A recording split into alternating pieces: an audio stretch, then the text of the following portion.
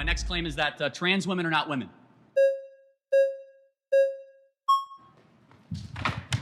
Okay. What's your name? Sam. Nice to meet you. Let's define our terms. A woman is an adult female with XX chromosomes. You tell me, what is a woman? I think a woman is somebody who identifies as a woman. Got it. So that's not a definition. That's like saying a table is something that identifies as a table. Give me an objective definition of No, it's not. A table is an object. Well, A table can't identify as anything. It doesn't have choice. You have to give me an objective definition of what a woman is. If I decided right now that I wanted to identify as a woman, I would be a woman. Okay, but that doesn't answer the question. I know, but right now I'm a man, right? So if that happened right now, I'd be a woman. So once a person makes the decision to identify as a woman, got it. No, they're a woman. That's a separate issue. What is a woman? That's the definition. No, I know, but you have to tell me what. A person who identifies themselves as a woman. But you have how do you know that they are that thing? How do I don't need to know what they are. I can ask them if I want to know. But there needs to be, you need to tell me what that thing is, though.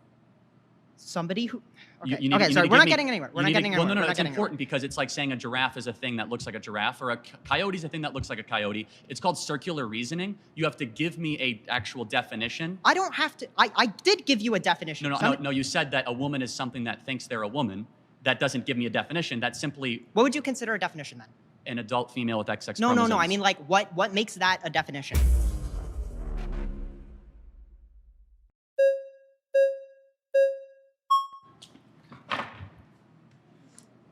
Hello. Hi. Juliana? Juliana, I remember, yeah. okay. I don't necessarily think that you can define a woman just by her chromosomes. Women are so much more than that. They come in a variety of shapes, sizes, colors. And I don't necessarily think that you can count out somebody who's trans just because they don't have a certain set of chromosomes. There are also people who are born, I'm drawing a blank. Okay. Intersex? Yes. So XXY or YYX? Or just, or like sure. X0, nothing. So natural mutations upon the binary, essentially, right? Yes. So, but they don't have both sex organs that both operate, right? Yeah, but that also I don't think necessarily works, right? Because if it's X, one just is more X, dominant and than there's the other. So okay, you're either more male or more female, right? So you might have both a penis and a vagina, but there's never been a case of someone who can impregnate themselves. Okay. I also don't necessarily think that works for this situation, but I also want to say that one of my best friends is trans, and I would say that she's more of a woman than I am. I think that women define themselves by multiple things, not just their sex organs. If somebody asked me who I was as a woman, I would not say I have a vagina. Totally fair. I would. No, I think you said something smart. So you said that person is more of a woman than you are. Therefore, you're grading off a definition of something accomplishes womanhood. What is that? I think well, that's the thing too, and I do think that gets a little complicated, right? Because there are social norms for a gender, but I do think we try to break that, right? No, for sure, but you said that specific friend is more of a woman than you are. Why? I think she's a better person than me. I think she lives life. So women are better people? She's a better woman than I am. I'm not saying women are better people. But what makes a woman a woman? Because you said she's more of a woman than you are, so I want to know what that definition is. Right, okay. I'm going to let somebody else go. That's all good. Thank you.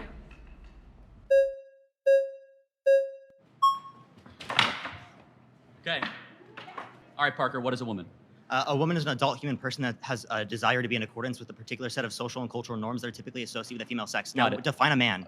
Define a man. You're looking at one, XY chromosomes in a okay, but does God the Father have XY chromosomes prior to incarnation? We literally have a religious topic later. He's a father and he's he/him, but he's not a man? We have a religious Wait, so a man is someone with XY chromosomes, but he doesn't have XY chromosomes, yet he's still a man and he still uses preferred pronouns? It's actually very interesting. In the original Hebrew, Adonai, do you know what Adonai is? It's the Hebrew word for God. It's actually genderless, but in the scriptures, they use he, right? And they use the masculine. Jesus Christ came to earth as a man, not as a woman, not as genderqueer. But let's go back to the... But God the Father's a man, right? Because all fathers are men. Well, first of all, there's a trinity. So God the Father is neither man nor woman. He is omniscient, omnipotent. He is all being on top of it. So why do you use he? Well, I did not. The scriptures do. You could use woman. You could say her. You could use him, but the way that the language is structured, again, it is so, God the Father is so above gender, it is so above any of our understanding. And why use with him? Glory and understanding. Again, because you have to make a choice, either he or him or her in the original scriptures. Let's go back to, I'm happy some to get into fathers that, aren't men and boys? So some fathers are not men and boys, not men or boys. I'm sorry. Some fathers are not male. No, of course they are. I'm not. Wait, so God the Father's a male? Hold on. God the Father. So where do we get God the Father from? What Greek word? From your scripture. Well, from Abba, right, which is a very close personal term. You're not answering my right? questions, and you're bringing up random language that doesn't matter. Well, it actually does. No, okay? it doesn't. But let me get down to the root of it, because he's not a man. You know he's not a man under your worldview. Yet you still use his preferred pronouns. You still call him a man. Christ is a but man. You don't do that with trans people because you're transphobic. That's why. Okay, got it. But Christ is a man. I'm happy to get into the sexuality and Before gender incarnation, he's not. of the Trinity. Okay. Before incarnation, there's no penis, there's no XY chromosomes, there's no small gametes. Hold on a second. Let's think about it. If that's correct, how is it then Jacob saw the face of God? Okay, so if there's hold on. If there was not before the incarnation, how did Jacob see the face of God? How did Jacob wrestle with God? Characters can have faces without biology. How did Jacob wrestle with God? So okay, do you think that he has a body? Well, or was that a figurative notion of wrestle? That's a mystery of the scriptures. I'm not here.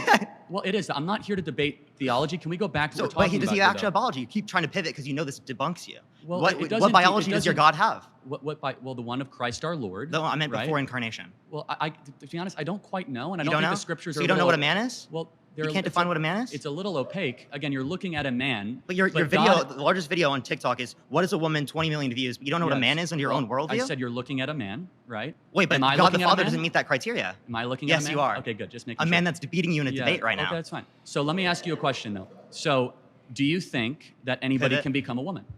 I think that anyone who meets my criteria is a woman. What's your criteria again? Again, adult human person that has a desire to be in accordance with a particular set of social and cultural norms that are typically associated with the female sex. Can society ever be wrong?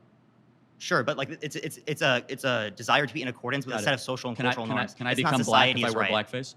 No, because it's not a desire that you have to be in accordance with a particular set of social and cultural norms. What if somebody wants to be black? Because race is defined phenotypically based upon the expression to other people. But by some standard, you're judging that. Do you think there's a phenotypical expression of someone who's white and someone who's black? Like I see you're white because of your phenotypical expression.